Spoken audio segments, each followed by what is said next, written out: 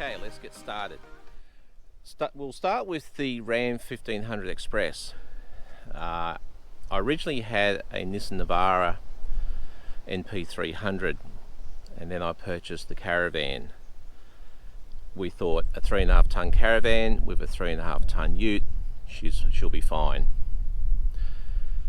For those who've done the calculations of 3.5 ton utes, you suddenly realise that a 3.5 ton ute isn't legally capable of towing a 3.5 ton Caravan. Maybe a 3 ton Caravan with a very low payload in the ute, but once you've gone over 3 ton of Caravan, it soon becomes apparent that no, you shouldn't be doing it. It can do it. We did many trips in it and we did it without trouble, and it did it fairly with ease.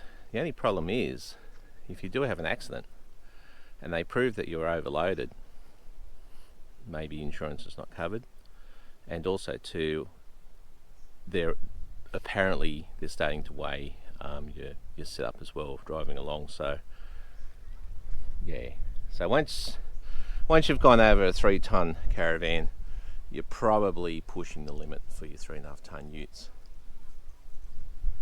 Hence why we looked at the Ram 1500.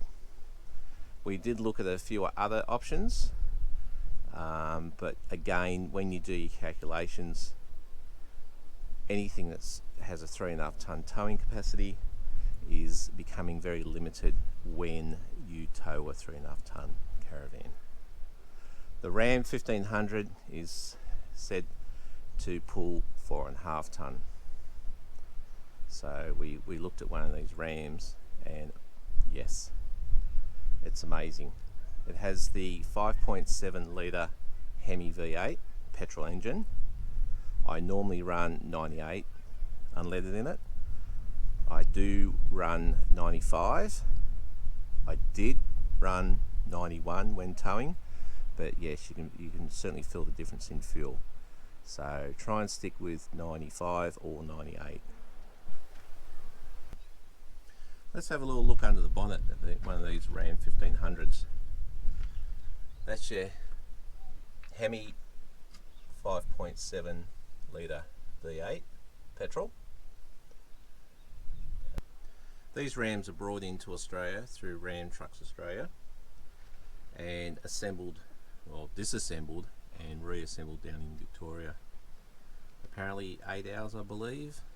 They strip the cab off the chassis, they go on separate assembly lines, and after removing some of the American items, they install 200 Australian made items to make it a right hand drive. One of those is the new firewall and the dash and steering box, I believe. When you're driving them, after being converted to a right hand drive, there's very little evidence that it was ever a left hand drive car. They do a fairly good job.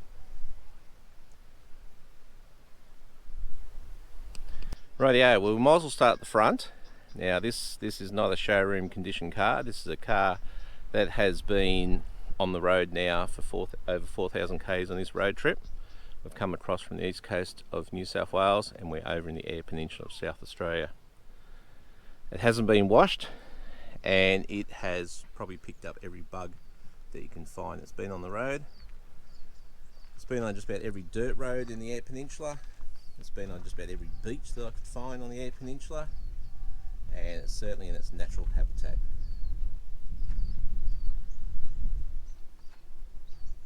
The vehicle is fairly standard from the factory. The only modifications I've really done so far is put in a set of airbags, which we'll talk about shortly. It has the original tyres, rims, suspension. I do intend to put a 2-inch lift in with upgrade suspension. This car is hoped to take me right around Australia one day. I also want to add a bull bar. I've looked around at a couple on the market, and the one that's sort of taken my fancy at the moment is one that's currently being developed by Murchison Products in Queensland. apparently they're going through the R&D and approval process as we speak. So hopefully early 2021 the bull bar will be available. From what I've seen in the early photos, it does suit the front. It's a real tough looking bull bar. It is winch compatible as well, and also Australian compliant, which is a big thing. I have fitted a UHF radio in the car, and due to the fact that I don't have a bull bar to put the big aerial on, I've gone for this smaller aerial that is mounted on the windscreen. With testing, it would appear that I can get 3 to 4 kilometre range out of it. Maybe not a huge amount when you're out in the bush, but for what I want it for, being on channel 40 most of the time, it's basically just to talk to trucks, whether we want to overtake them or they want to overtake us. I purchased the Ram with the optional Ram box setup. These are magnificent. Basically, you have a locked box on the side of your tub. It comes with a light, and it has central locking. On this trip, I've used one side for my fishing tackle, and the other side I've used for all the snorkeling equipment. So it keeps everything nice and contained, and it also comes with a little plug. So when you're at a convenient time, you'll be able to hose it out and wash this out.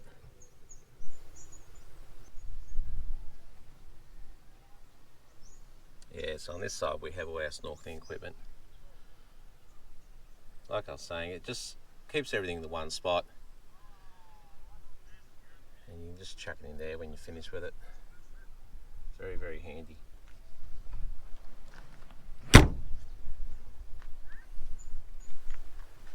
When you do buy the Ram box option, it also comes with a tub liner, very scratch resistant. It also comes with your tonneau cover.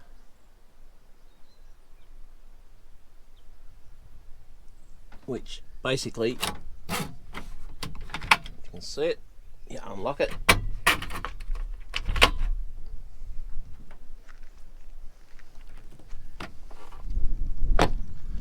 And it is tri-fold. If you're carrying something with the tonneau cover open, you can clip them back so it doesn't blow. Also, it comes with this adjustable slide rail for mounting, as well as your fixed points here. It comes with a light, which also turns on the rear light. Now, as a few of you have read on the different social media posts, the Ram 1500 tub is not dust proof.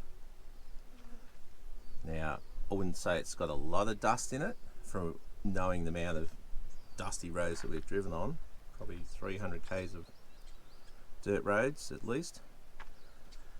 But yes, it does let dust in. Apparently there are people out there who have added the extra seals around to try and keep that out. For me, it hasn't been a problem so far. The equipment that I carry in the rear doesn't really matter if it gets dust on it, so just something to be aware of. If you're going to carry something that can't get dusty, maybe you shouldn't put it in the tub if you haven't done the extra seals. When I first bought the Ram, just to protect the liner, I did put in some marine carpet, which appears to keep a lot of dust out from further. But yeah, that way you can drag stuff in and out without scratching your coating. Now, something to look at. I do carry 3 20-litre jerry cans for extra water when we're away from caravan parks and such. Now, you've got the bed extender bracket up there, which works perfectly. You can fill your jerry cans up, put them up against the headboard, move the divider up and lock the jerry cans in. Keeps the weight of the jerry cans over the wheels. The partition stops it from flopping around and sort of sliding all around the back. And it's been working like a treat. So yes,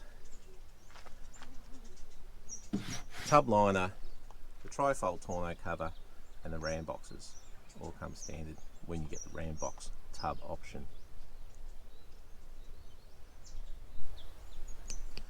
Now the price of these rams, this one was around 82. You add $4.5 for the tub box option, which takes it 86.5. And then in New South Wales, with stamp duty, dealer delivery, rego, green slip, it took the car to $100,000 on road. For what you get for that $100,000, it's a little bit more than your 3.5 ton utes, but it's so much more capable. Standard, you get your 4.5 ton towing.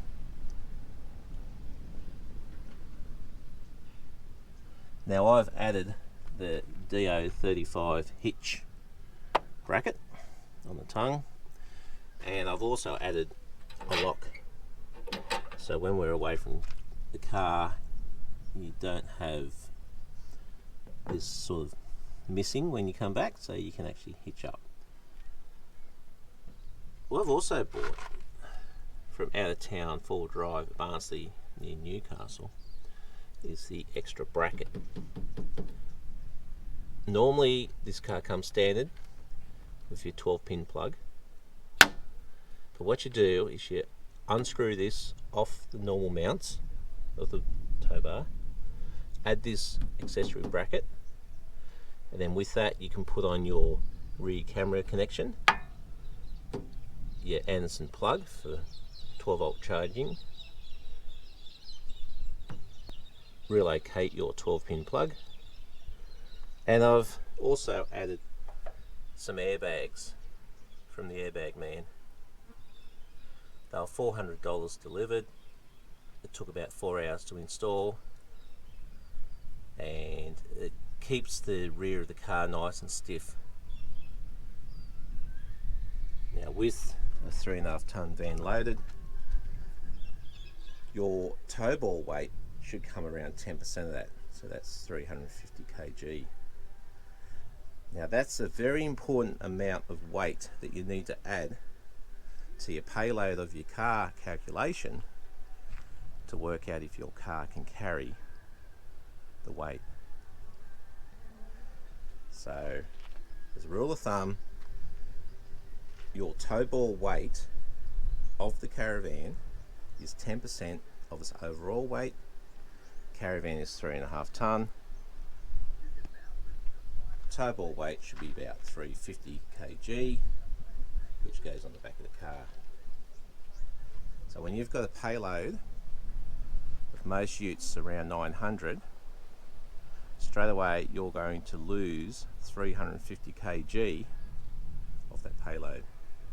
You add 2 adults, maybe a fridge, a bit of gear, fuel, it does all add up. When I purchased the On The Move Caravan, I took the optional rear view camera. I thought it was just a reversing camera, which would be handy for reversing a Caravan. But it's turned out the camera's on all the time, so when you're driving along you can see who's behind you. So before you're going to make those turns or those braking decisions, you can actually look in your review mirror at the monitor and see who's right behind you. So much easier. Now that is connected via this cable onto this socket. I also have the 12-volt Anderson plug, and I also have the 12-pin plug.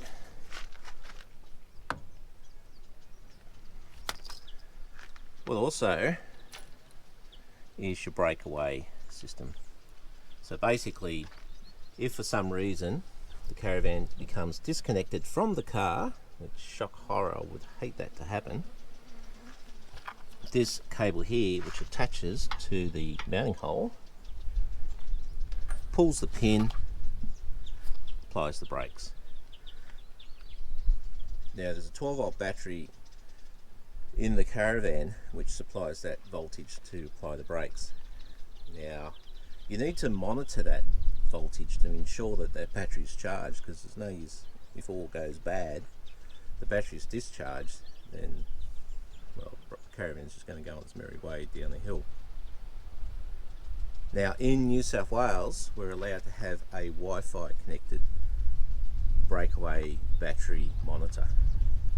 I have a feeling in Northern Territory and other states you need to be a fully wired system. However, in New South Wales we're allowed to have a Wi-Fi system, which I'll show you shortly. Now with an off-road van, due to the name being off-road, you need that van to be able to move around a fair bit on the back of the car. You don't want it sort of locked in.